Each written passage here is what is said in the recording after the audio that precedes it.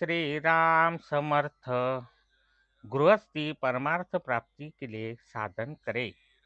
हमारा सत्य संतोष भगवान के पास है और उसे प्राप्त करने के लिए भगवान का प्रेम प्राप्त करना जरूरी है। वह प्रेम हमें कैसे प्राप्त होगा, इसका हमें विचार करना है। वस्तुतः माता का अपनी संतान पर सहज स्वभाव से प्रेम होता है।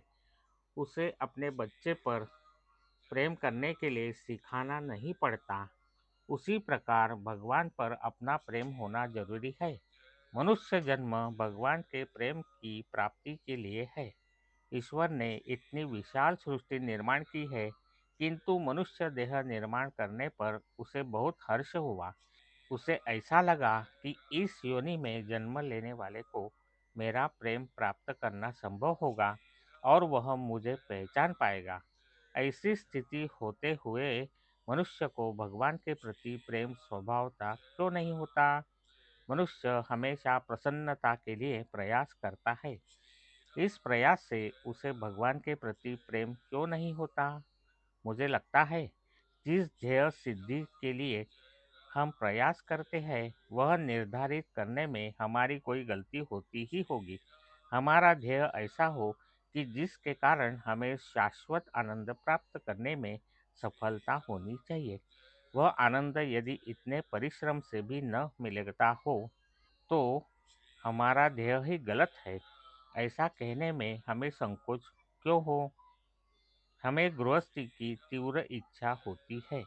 गृहस्थी की अनेकानेक बातें सुखदायक होंगी ऐसा हमें लगता है और उसकी प्राप्ति के लिए हम रात दिन अपार प्रयास करते हैं। वस्तु की प्राप्ति के लिए हमारे प्रयास वास्तव में उस वस्तु की प्राप्ति के लिए नहीं होते, बल्कि उस वस्तु की प्राप्ति से जो आनंद हमें होता है उसके लिए होते हैं। उस आनंद के लिए वह वस्तु हम चाहते हैं, उस वस्तु से हमें संतोष होगा, यह कल्पना नष्ट होनी चाहिए। गृहस्थी से हमें संतोष होगा ऐसा हमें लगता है, यह कल्पना भी मिट जानी चाहिए। जब तक गृहस्थी से संतोष की आशा हमारे मन में है, तब तक हम भगवान के दास नहीं हो पाएंगे और हमें शाश्वत संतोष भी प्राप्त नहीं होगा। भगवान हमें कहते हैं, तुम संसार की आशा छोड़ दो, मैं तुम्हें शाश्वत आनंद देता हूँ।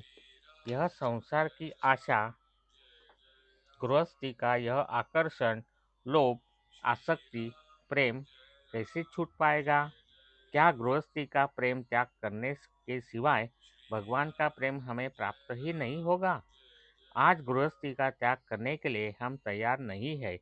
गृहस्थी का त्याग न करते हुए भी भगवान के प्रेम में हम कैसे लीन हो पाएंगे, इसका मार्ग संतों ने हमें दिखाया है। उस मार्ग से हमें जाना जरूरी है।